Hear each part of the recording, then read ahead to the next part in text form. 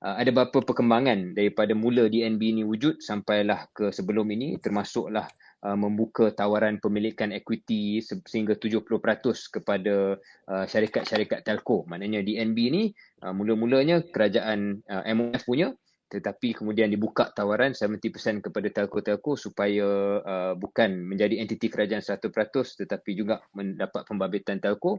Tetapi kontroversi itu masih berterusan, polemik itu masih berterusan, dan akhirnya minggu ini telah diputuskan dan diumumkan bahawasanya kerajaan bertukar dasar. Tukar dasar daripada single wholesale network, rangkaian borong tunggal, kepada rangkaian dui borong. Kalau betul saya sebut rangkaian dui borong, maknanya dual wholesale network. Maknanya ada dua rangkaian. Kalau sebelum ni Dui satu rangkaian borong. dui rangkaian borong.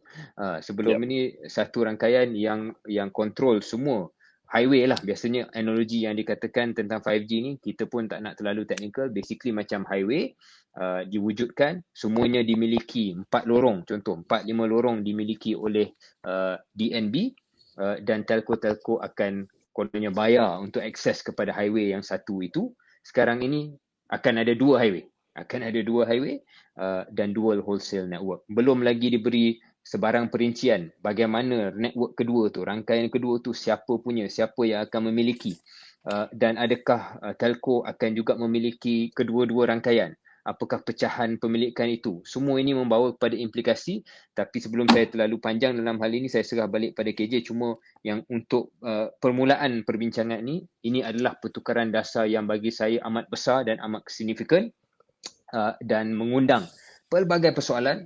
Mungkin saya bagi hint sikit saya punya pendirian. Saya agak khuatir apabila pengumuman ini dibuat dan tanpa perincian yang tersedia tentang beberapa persoalan, contohnya yang saya utarakan tadi, boleh membawa kepada pelbagai cabaran dan masalah yang akhirnya yang paling penting untuk rakyat apa? Kos kepada akses 5G itu, that's the cost, dan juga kepada betapa cepat dan betapa laju roll out roll out 5G bukan hanya pada kawasan bandar tetapi pada seluruh pelosok tanah air. KJ, pandangan? Okey, saya kena mengisytiharkan kepentingan sebab saya ahli You ada Jemaah share dalam Menteri. DNB? Bukan. Bukan. Saya ahli Jemaah Menteri di dalam kabinet yang telah putuskan untuk kita melaksanakan DNB dan juga Single Wholesale Network di bawah kerajaan yang lepas. Dan bukan saja saya ahli Jemaah Menteri yang terikat kepada konsensus, saya sendiri setuju. Personally saya setuju, dan dalam mesyuarat Jemaah Menteri tersebut saya telah menyokong supaya roll out ataupun pelaksanaan 5G di Malaysia dilaksanakan melalui single wholesale network ataupun jaringan rangkaian Borong tunggal. rangkaian borong tunggal.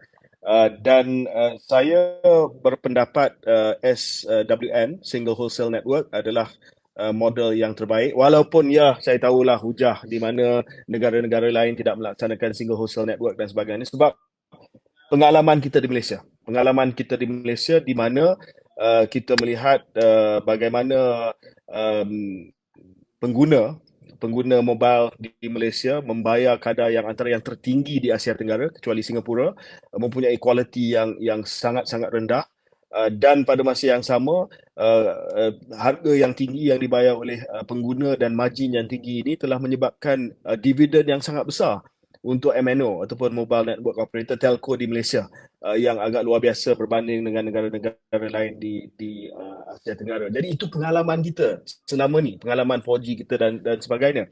Jadi bila ada idea supaya infrastruktur itu tidak dibina oleh syarikat telco swasta ataupun GLC, Telkom, Digi, Maxis dan sebagainya, tetapi dibina oleh sebuah SPV kerajaan.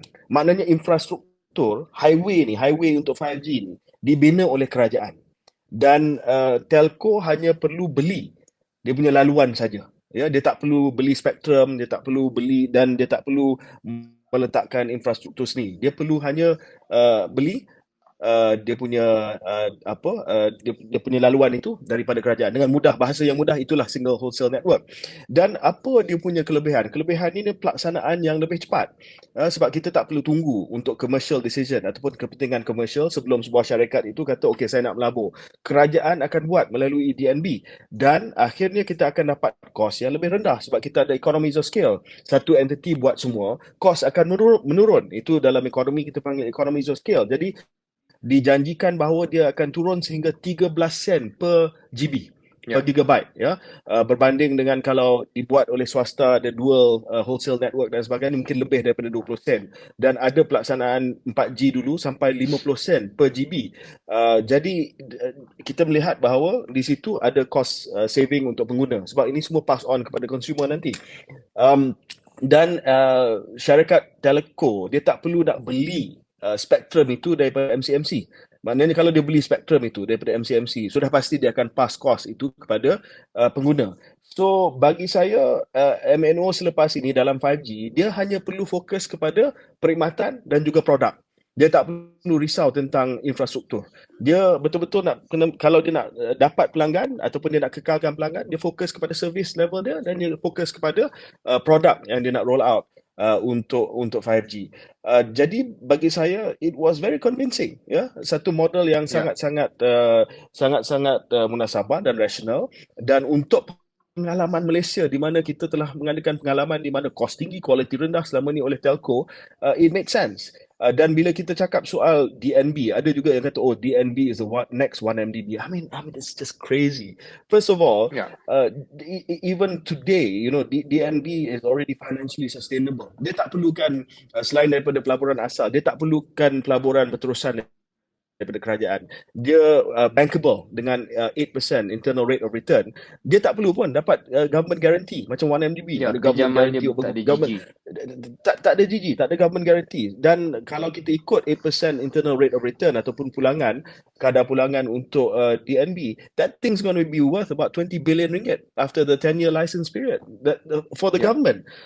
So bagi saya sepatutnya. So I can't see where the downside is. Okay, satu lagi downside, orang kata, oh benda ni monopoly. What monopoly? It's not a private monopoly. It's owned by the government. Benda ni bukan monopoly.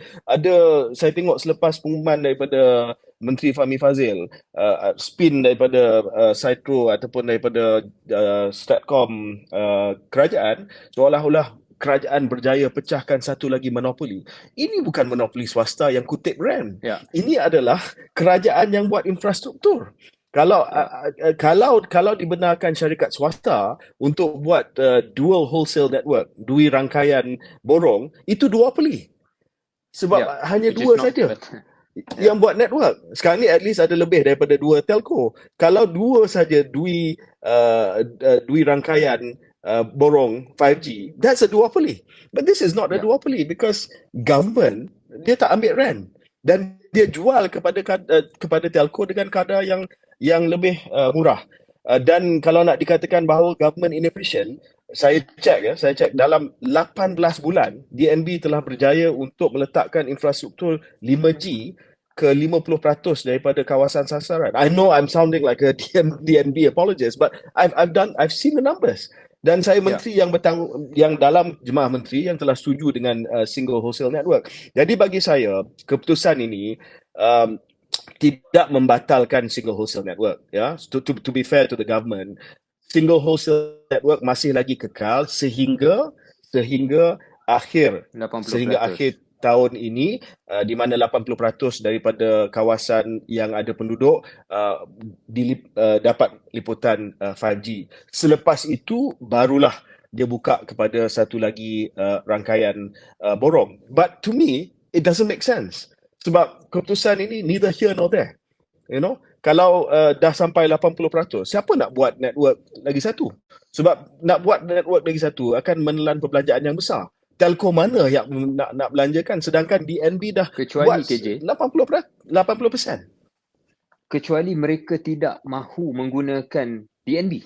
Dan ini yang kita risau. Maknanya dia hanya akan that's what we're worried about kan. Dia sekarang ni telco dah boleh, ni mungkin saya bukan kata telco akan buat, tetapi kalau dah boleh memiliki rangkaian kedua, dia akan pakai rangkaian kedua seperti mana That's why 4G sekarang. Celcom Pull and out. Digi pulled out. Yeah. But the point to this is competition. Kalau ada telco, contoh YTL ataupun telco lain yang kekal dengan DNB, they're going to get it at a cheaper price. Correct.